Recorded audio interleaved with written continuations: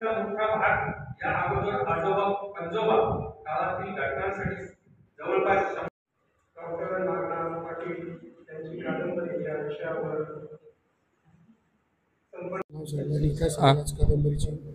Doctor Mahesh Kharat माझं नाव आहे आणि नागनाथ पाटील यांचे कादंबरी लेखन यावर मुक्तसृजन संस्थेच्या वतीनं आम्ही हे चर्चासत्र घेतलेलं होतं।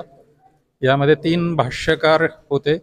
त्यामध्ये भास्कर निर्मळ पाटील नावाचे एक भाष्यकार होते, दुसरे भाष्यकार होते त्यामध्ये डॉक्टर अर्चना काटकर मॅडम होत्या आणि तिसरे भाष्यकार म्हणून डॉक्टर विठ्ठल जंबाले होते।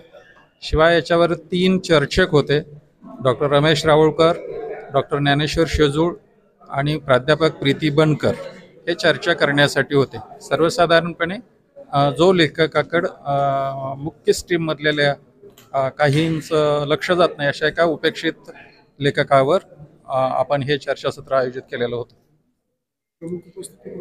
प्रमुख उपस्थिती म्हणून या चर्चासत्राचं उद्घाटक मराठवाडा साहित्य परिषदेचे कार्यवाह आणि मराठीतील ज्येष्ठ लेखक सन्माननीय डॉक्टर दादा गोरे यांची प्रमुख उद्घाटक म्हणून होते आणि अध्यक्ष म्हणून सुप्रसिद्ध लेखक डॉक्टर जगदीश कदम सर होते आणि नागनाथ पाटील यांच्या कादंबरीवरील चर्चा होती।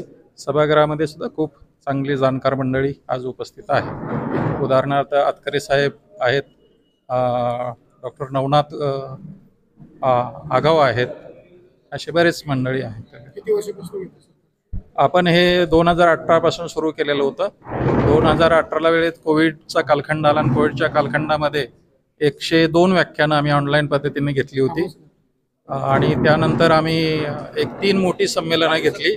पहिलं संमेलन जे झालं होतं ते गोव्याला घेतलं, दुसरं मुक्तसृजनचं साहित्य संमेलन आम्ही महाबळेश्वरला घेतलं आणि तिसरं आम्ही आता दुबईमध्ये साहित्य संमेलन घेतलेलं होतं। ओके, तुमचं नाव सांगा। डॉक्टर महेश खरात। काय सांगाल सर आज कादंबरीची?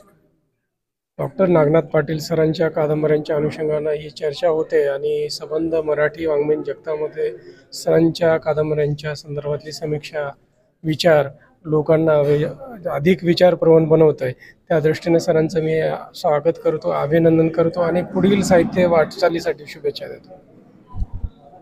मी मराठीमध्ये कथा, कादंबरी, कविता लिहिले होते। मी प्राचार्य डॉक्टर नागनाथ पाटील, परंतु म्हणावं तितकं आजपर्यंत दुर्दैवानं माझ्या कादंबरीवर कुठेच चर्चा झाली नव्हती। परंतु मुक्तसृजन साहित्य संस्था यांनी सखोल अशी चर्चा साधक बाधक घडवून आणली, त्याबद्दल मला खूप आनंद होतोय।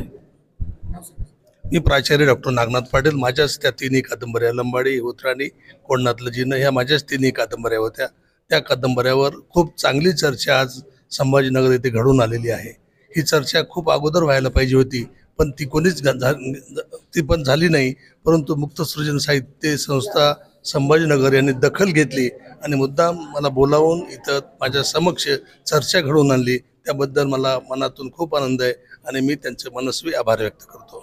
सर, आमच्या मुक्तसृजन संस्थेमध्ये डॉक्टर संतोष देशमुख म्हणून आहेत। मी डॉक्टर संतोष देशमुख, मुक्तसृजन संस्थेच्या माध्यमातून आम्ही असे अनेक प्रकारचे उपक्रम या ठिकाणी राबवत असतो। या उपक्रमामध्ये साधारणतः जे साहित्यिक आहे अशा साहित्यिकांच्या साहित्यकृतीवर चर्चा घडवून आणणे हाच आमचा मुख्य उद्देश असतो आणि याही पुढे मुक्तसृजन साहित्य पत्रिकेच्या वतीने, संस्थेच्या वतीने आम्ही अशा प्रकारचे कार्यक्रम या ठिकाणी घेणार आहोत असा आमचा मानस आहे। धन्यवाद। मी डॉक्टर संतोष देशमुख, छत्रपती संभाजीनगर।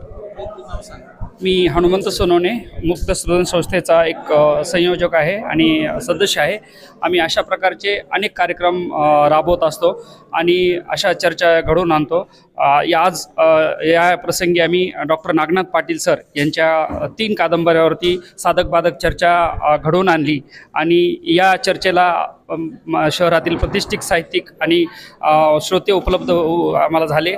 त्यामध्ये सर्वात महत्त्वाचे म्हणजे आमचे सर्व ह्याचे टीम मेंबर जे होते त्याच्यामध्ये आम्ही संभाजी पाटील सर, त्यानंतर मी स्वतः हनुमंत सोनवणे, निलेश देगावकर सर आणि शेजूळ सर, आम्ही सर्वांनी मिळून हे कार्यक्रमासाठी हे केलं होतं आणि Priya Dharurkar madam, doctor Kisan Mane sir, ह्या सर्वांनी मिळून आम्ही या कार्यक्रमासाठी नियोजन केलं होतं आणि तो कार्यक्रम आज एक यशस्वीरित्या पूर्ण केला आणि या सगळ्या ह्याच्यासाठी आमचे संयोजक आणि अध्यक्ष माननीय डॉक्टर महेश खरात सर यांनी अशाच प्रकारचे आणखी कार्यक्रम घेण्याचा मानस आहे असे आम्ही हे करतो।